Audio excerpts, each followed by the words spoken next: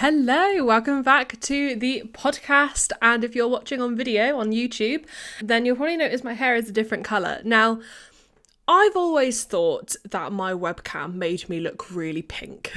Like I've always been. Guys, I swear I'm not this red. I'm like really worried when I get onto a call and I'm like, oh my God, why do I look bright red? This has confirmed it because basically I've dyed my hair this like really beautiful like mauvey pink colour and it's great, but on this video it looks red. It looks really, really red. So at least I'm validated and I just know that my camera makes me look really red, and I'm just going to let all my clients know that I don't have really high blood pressure. Okay. Anyway.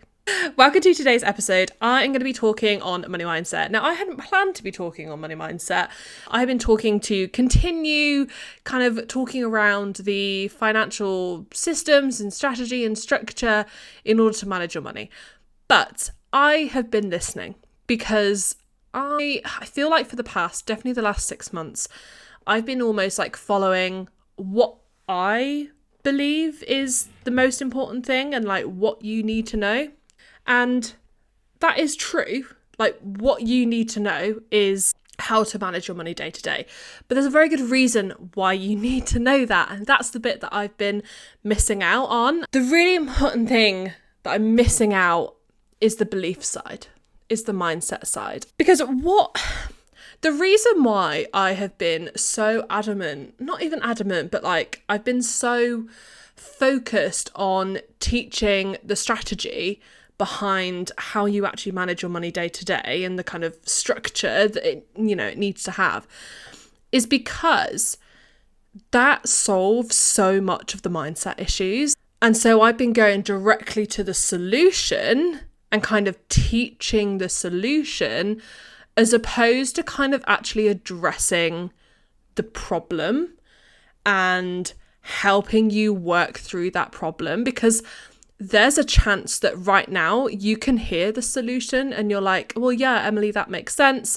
You might even be like, that's really clever. Like, I need to do that. But the idea of actually implementing a financial system feels really fucking overwhelming because you are so scared of facing your finances for fear of what they are going to say, for fear of getting it wrong.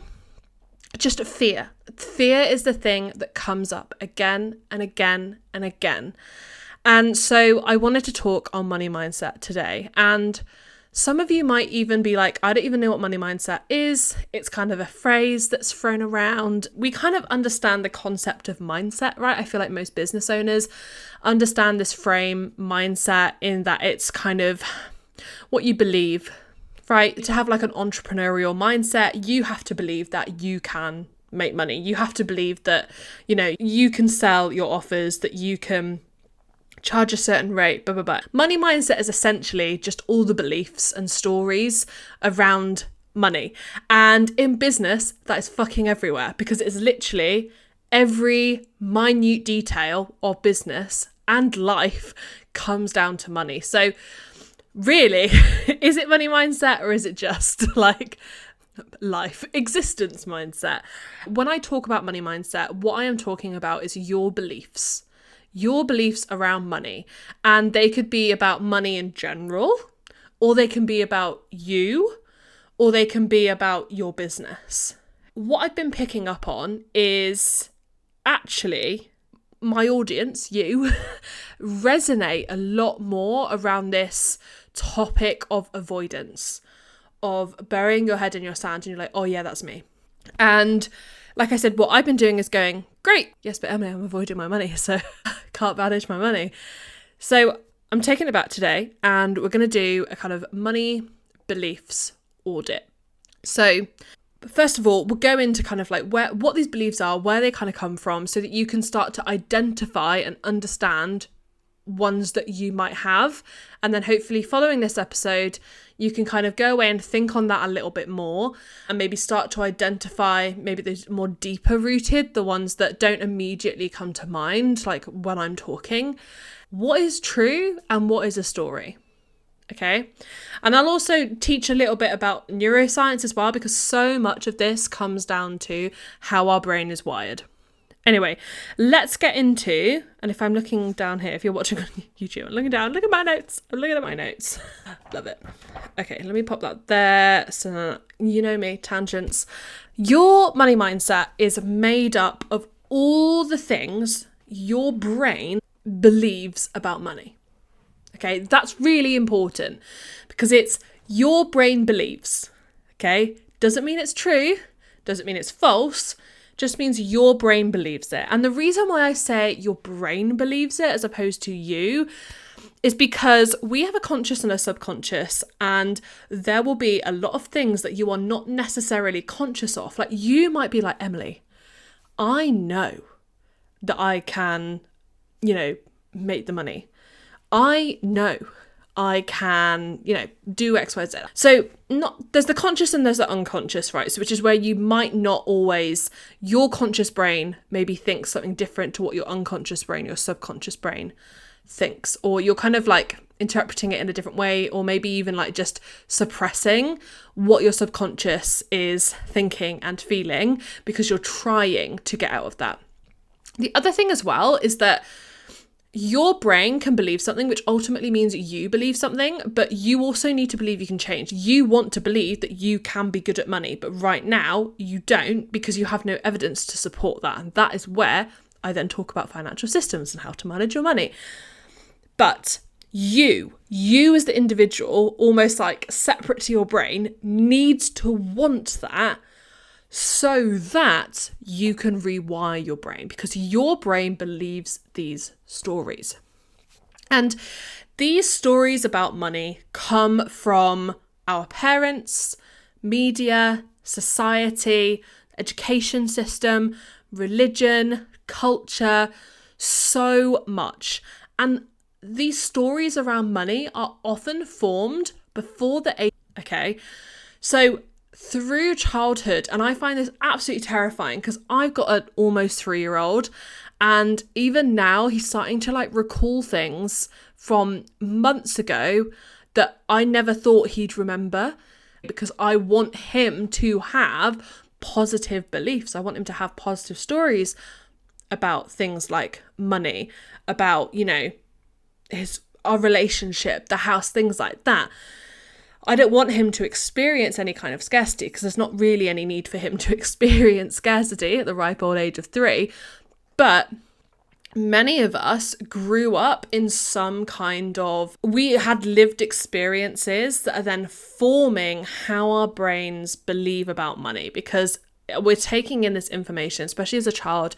We're called, when you're before a certain age, I want to say it's like 5, you're considered plastic, which essentially means you are super malleable. Like, your brain is super, super malleable. And it means that essentially you can form new neural pathways really quickly, and you can get rid of them as well. When we talk about rewiring your brain, it is those neural pathways that we're talking about. So essentially signals between 2 connections in your brain.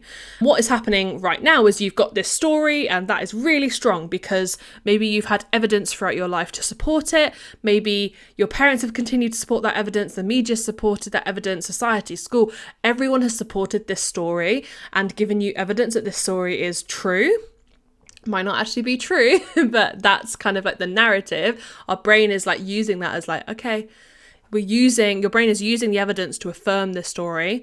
That connection between these 2, I'm like, what synapses, I want to say? I need to go back and study the brain.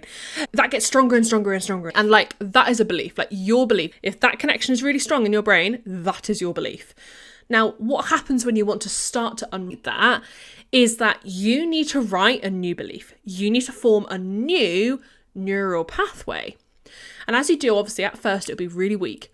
And you have to say it again and again and again. You have to look for evidence everywhere. It is a really conscious effort to change your beliefs. Okay? You are not just going to make more money and then be like, oh, suddenly everything's fine. Your brain needs to form new beliefs. It needs to form new neural pathways. Okay? And as you form this new belief, the old one starts to die. The old one gets weaker and weaker and weaker until the connection no longer exists. So that is what is happening inside your brain. So before this age of 7, those neural pathways, they're building, they're getting stronger and stronger and stronger through everything that you are hearing, everything that you are taking in, and also throughout your life, everything that you are experiencing. Now, some really common ways this might show up is if you believe that there's not enough money. And I think this is scarcity, right? Scarcity is the belief that there is not enough. Scarce resources, there is not enough money. Now, it's not everyone's situation growing up. It was my situation growing up. So when I went into adulthood, I moved out of home, I went to uni, I got a job, I worked my way up in a career ladder, and I was earning really good money. Money wasn't really a worry for me because I was making enough. But I still had the belief there wasn't enough. I still had the belief I needed to make more because there wasn't enough money. I wasn't able to do all the things I wanted to do. Now, little did I know, that was because I simply hadn't learned to manage money. Okay, that honestly, as simple as it is, I hadn't learned to manage the money that I had. And learning to manage the money that I had meant that I got out of scarcity. But so many of us are in this scarcity. We're in that tunnel vision of like, well, I just need to fix the problem. And the problem is I don't have enough. Therefore, I just need to go out and make more. And I know that's where all of you are that's where all of you stand. As I feel like that's the universal business owners. But I needed to rewire that pathway because growing up, all the money that had come in, what little money had come in had gone straight back out on bills, on food. There was very little extra. I will say I don't really remember wanting for much. Like I do remember my mum made a really good effort of allowing me to have the things that I wanted. Like I wouldn't say I went without, but at the same time, I knew that I lived in a council house. Like we didn't drive because we couldn't afford a car. Sometimes dinner would just be beans on toast or even just like slices of cheese. Like I knew there were sacrifices that were made so that I didn't have to experience. My mum wanted me to have the things that I liked and that I wanted. Let's focus on money.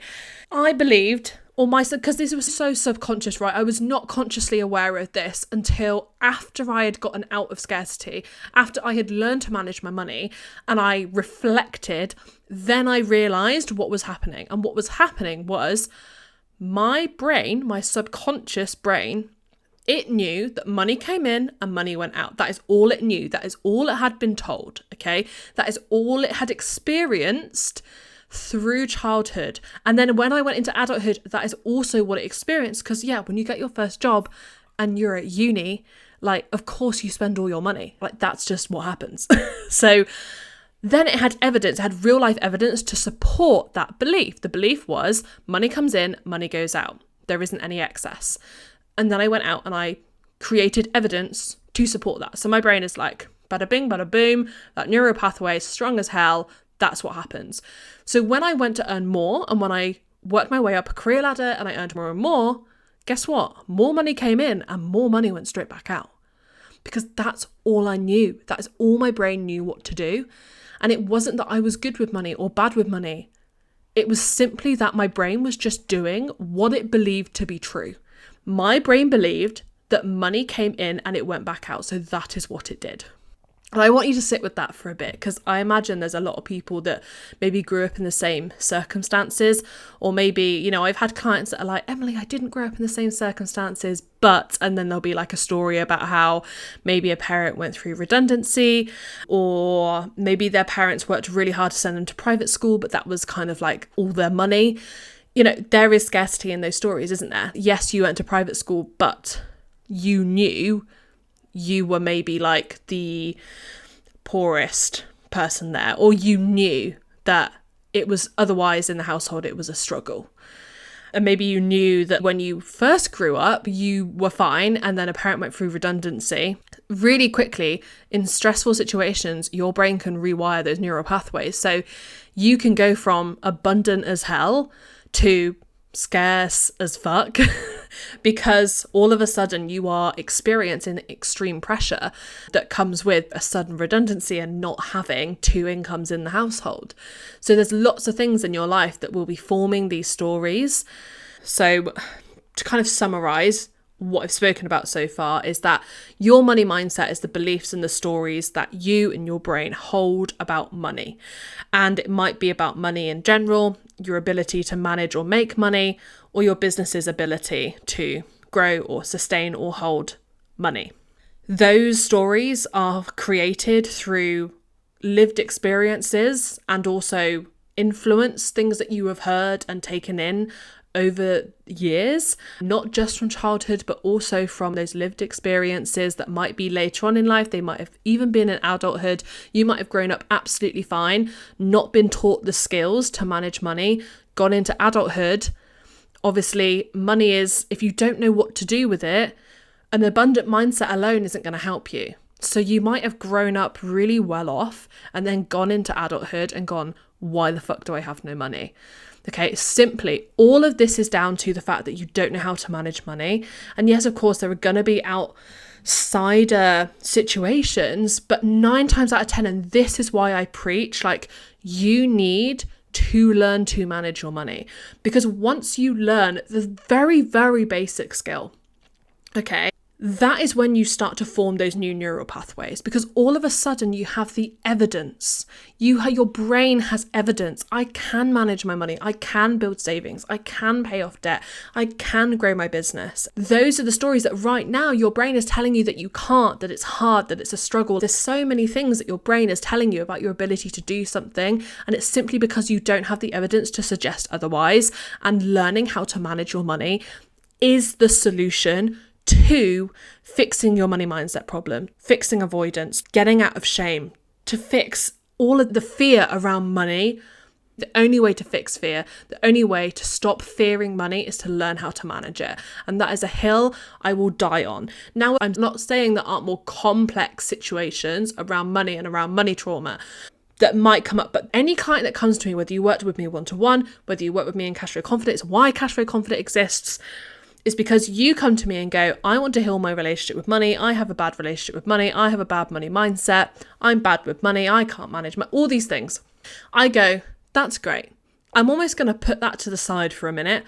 Let's teach you a really simple method of managing your money so that you believe you can do it, and watch how quickly your money mindset changes. Watch how quickly your beliefs around your ability to make and manage and grow money change.